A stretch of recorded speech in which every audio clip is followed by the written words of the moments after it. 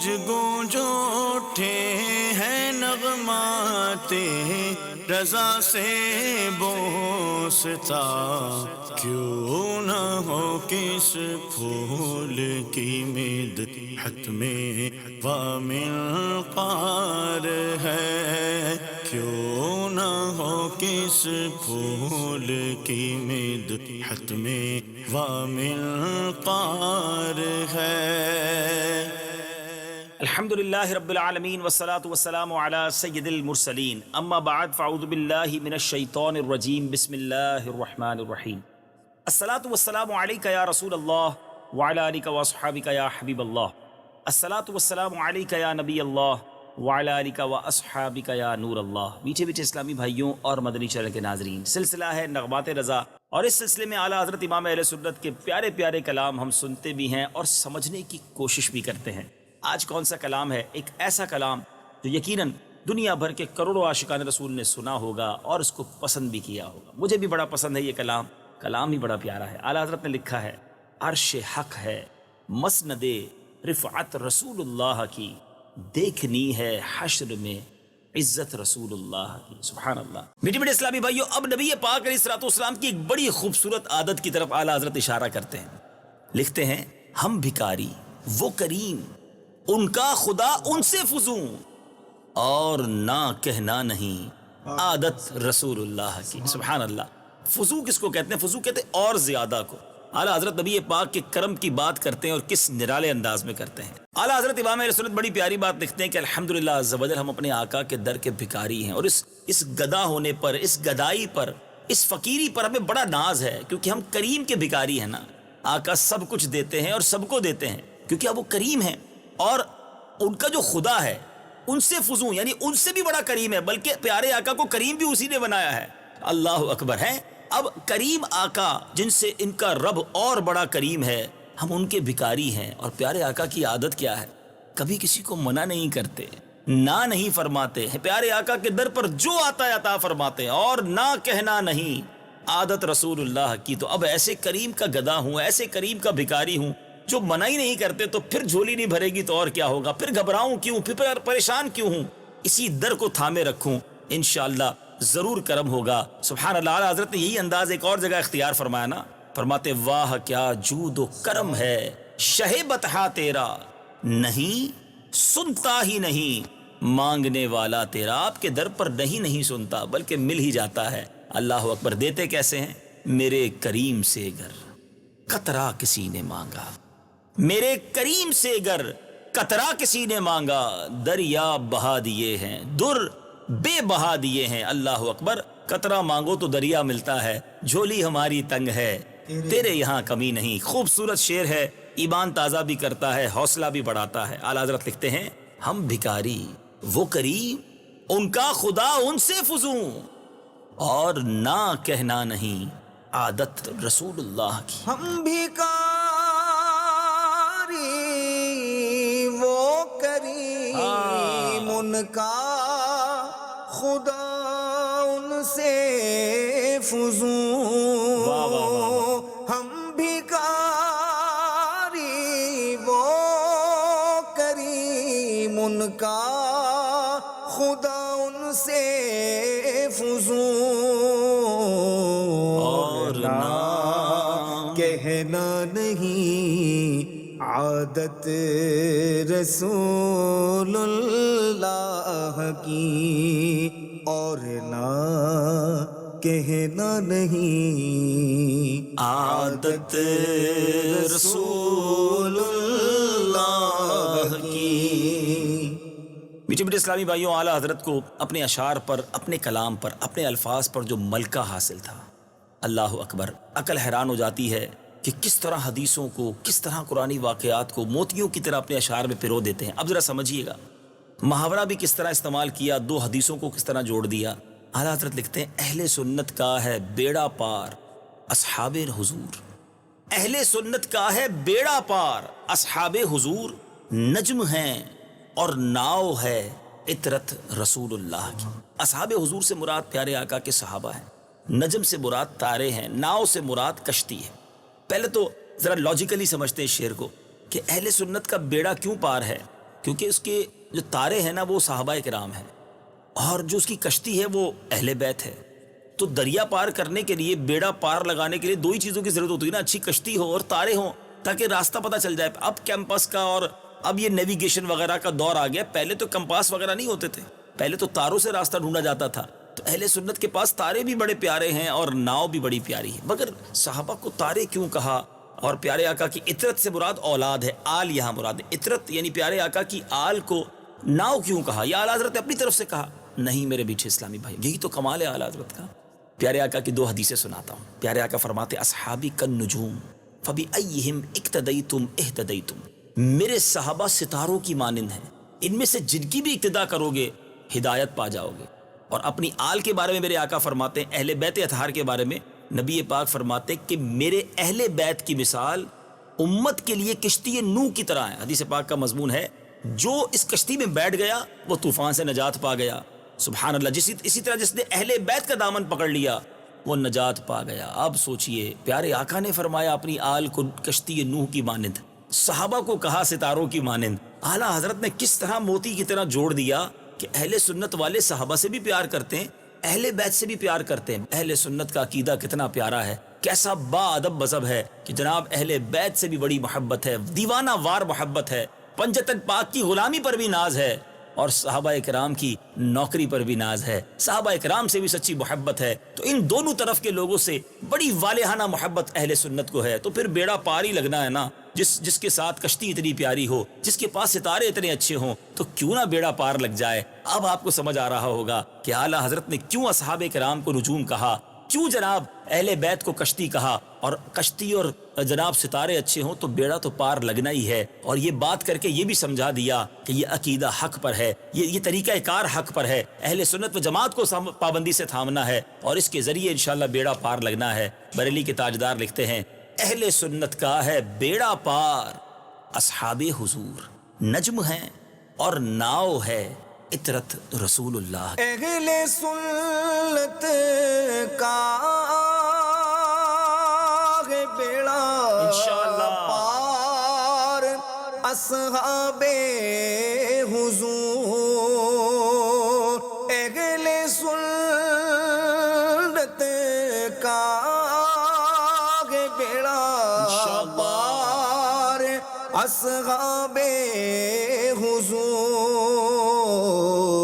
نجم ہے اور ناؤ ہے عطرت رسول اللہ کی. نجم ہے اور ناؤ ہے عطرت رسول اللہ کی. سبحان اللہ سبحان اللہ. اب اگلے شعر کی طرف چلتے ہیں. خاک ہو کر عشق میں آرام سے سونا ملا، خاک ہو کر عشق میں آرام سے سونا ملا، جان کی اکسیر ہے الفت رسول اللہ کی. بڑی گہری بات ہے، ذرا سمجھنے کی کوشش کیجئے گا. یہاں اعلیٰ حضرت نے جو بات کی ہے، اکسیر کہتے ہیں وہ کیمیا جس سے سونا بنتا ہے. اور آرام سے مراد یہاں چین اور سکون ہے. امام اہل سنت کہہ رہے ہیں کہ نبی پاک علیہ الصلوۃ والسلام کے عشق میں ہم جب مٹ گئے، پیارے آقا کے عشق میں سب کچھ لٹا دیا، ان کے قدموں کی خاک بن گئے، تو اللہ تعالیٰ نے ہمیں چین کی نیند عطا فرما دی. پیارے آقا کے قدموں میں آ گئے تو اس سے اچھی نیند کون سی ہوگی. اب اس سے ثابت کیا ہوا کہ پیارے آقا علیہ الصلوۃ والسلام کی محبت مٹی کو سونا بنانے والا کیمیا ہے. الفت رسول اللہ کی جو ہے نا وہ مٹی کو بھی سونا بنا دیتی ہے. یعنی نبی پاک کے در پر آ کر جو فنا ہو جائے اصل بقا اسے مل جاتی ہے. سبحان اللہ. آ پڑے ہیں تیرے قدموں میں یہ سن کر ہم بھی، جو تیرے قدموں میں گرتے ہیں سنبھل جاتے ہیں. تو جان کی اکسیر بڑی کمال کی بات ہے. کاش میں سمجھا پاؤں کہ ایک طرف خاک ہونے کی بات کر رہے ہیں، ایک طرف کہتے ہیں خاک ہو کر، یعنی گویا سرکار کے قدموں پہ جان دے دی، جنت البقیع میں آرام ہو رہا ہے، چین سے سو رہا ہوں. اور جان جو ہے وہ سونا بن گئی، جان کی اکسیر ہے. اگر اپنی زندگی کو سونا بنانا ہے، اپنی زندگی کا اصل مول لینا ہے، تو نبی پاک کی الفت، نبی پاک کی محبت دل میں بسا لو. زندگی بھی اچھی گزرے گی اور مرنے کے بعد بھی چین کے ساتھ سونا نصیب ہوگا. اللہ ہمیں عشق رسول والی زندگی عطا فرمائے اور دید رسول والی، مدینے والی، شہادت والی موت عطا فرمائے. لکھتے ہیں خوبصورت بات لکھتے ہیں، فرماتے ہیں خاک ہو کر عشق میں آرام سے سونا ملا، جان کی اکسیر ہے الفت رسول اللہ کی۔ خاک ہو کر عشق میں آرام سے سونا ملا، خاک ہو کر عشق میں آرام سے سونا ملا، جان کی اکسیر ہے الفت رسول اللہ کی، جان کی اکسیر ہے الفت رسول اللہ سبحان اللہ، سبحان اللہ۔ کلام کے پہلے شعر میں اعلیٰ حضرت نے ایک جملہ کہا تھا، دیکھنی ہے حشر میں عزت رسول اللہ کی۔ اب اس عزت کا ایک اور نظارے کا تذکرہ ہو رہا ہے، فرماتے ہیں ٹوٹ جائیں گے گناہ گاروں کے فوراً قید و بند، حشر کو کھل جائے گی طاقت رسول اللہ کی۔ قید و بند یعنی جس کو قید کر لیا جائے، زنجیریں بیڑیاں لگا دی جائیں۔ پیارے آقا علیہ الصلوۃ والسلام جب سجدہ کریں گے نا، محشر کے اس عظیم سجدے کی طرف تذکرہ ہے۔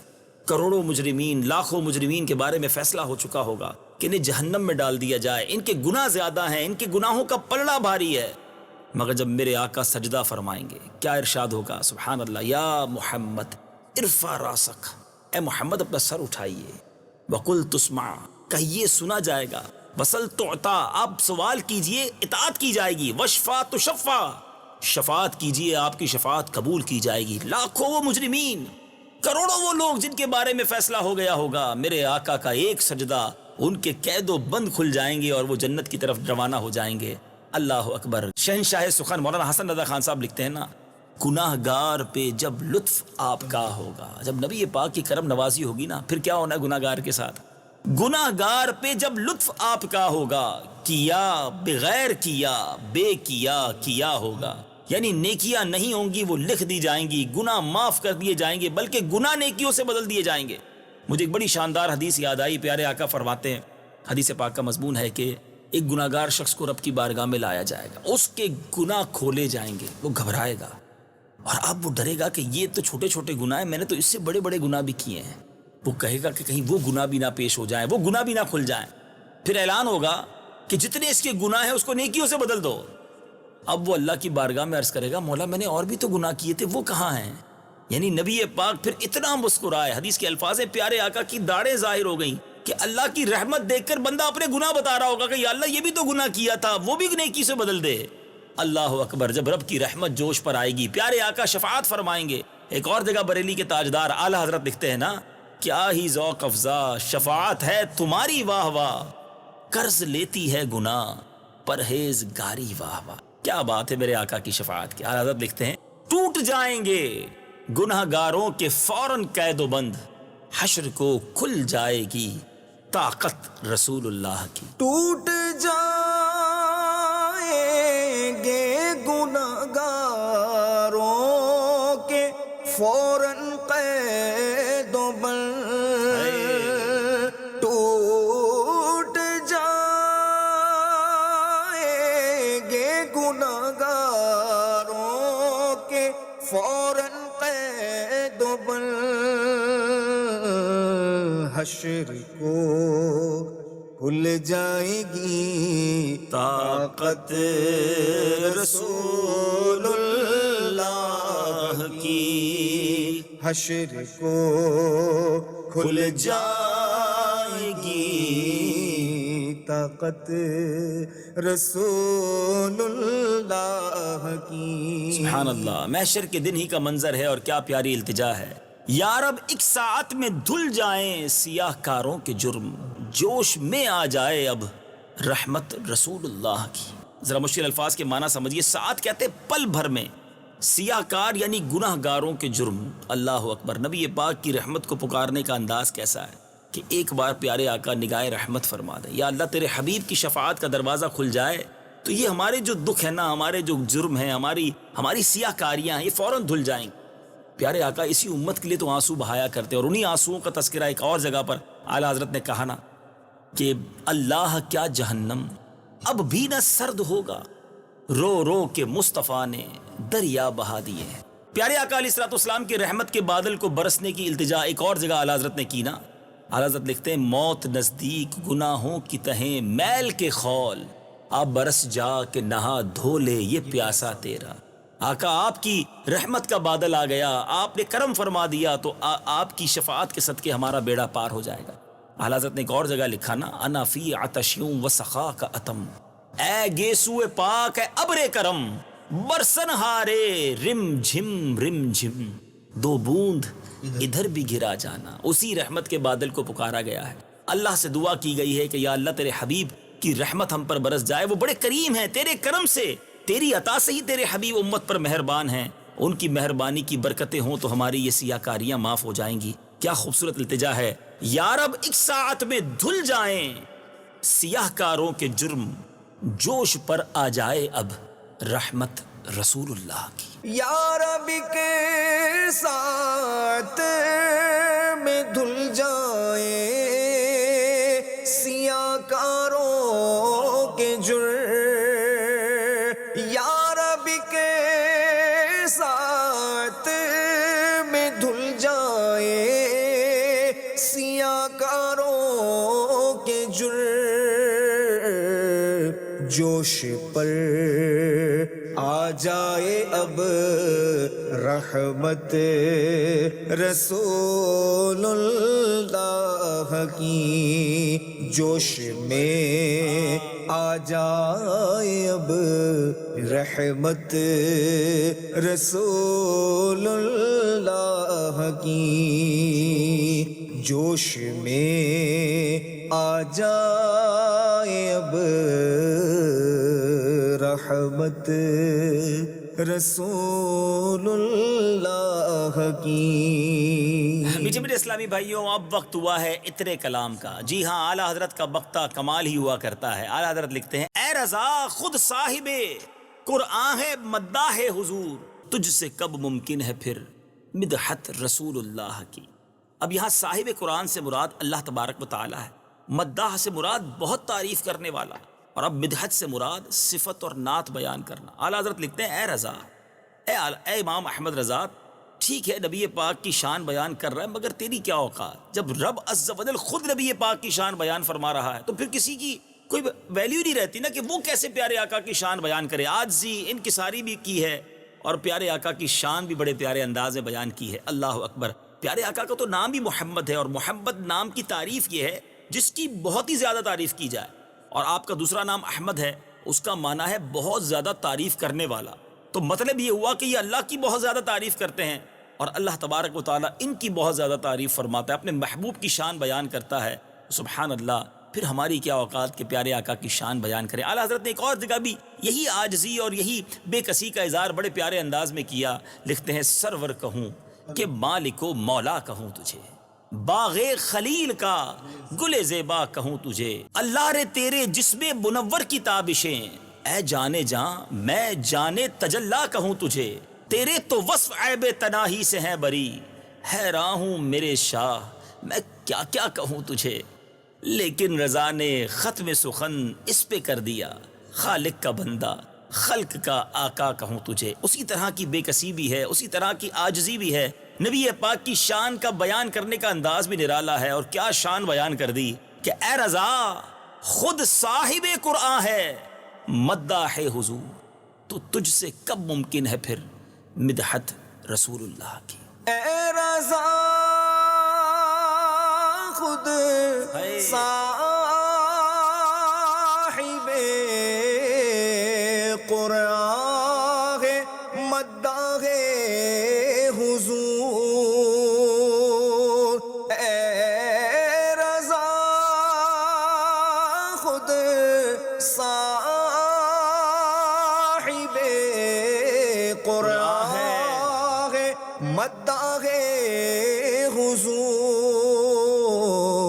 تجھ سے کب ممکن ہے پھر مدحت رسول اللہ کی، تجھ سے کب ممکن ہے پھر مدحت رسول اللہ کی، دیکھنی ہے حشر میں عزت رسول اللہ کی، عرش حق ہے مسند رفعت رسول اللہ کی، دیکھنی ہے حشر میں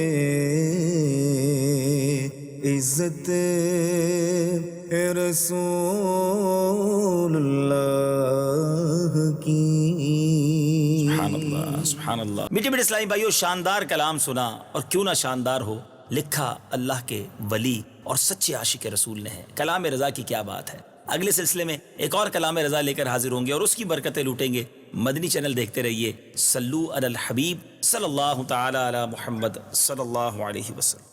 گونج گونج اٹھے ہیں نغمات رضا سے بوستا، کیوں نہ ہو کس پھول کی مدحت میں وامل قار ہے، کیوں نہ ہو کس پھول کی مدحت میں وامل قار ہے۔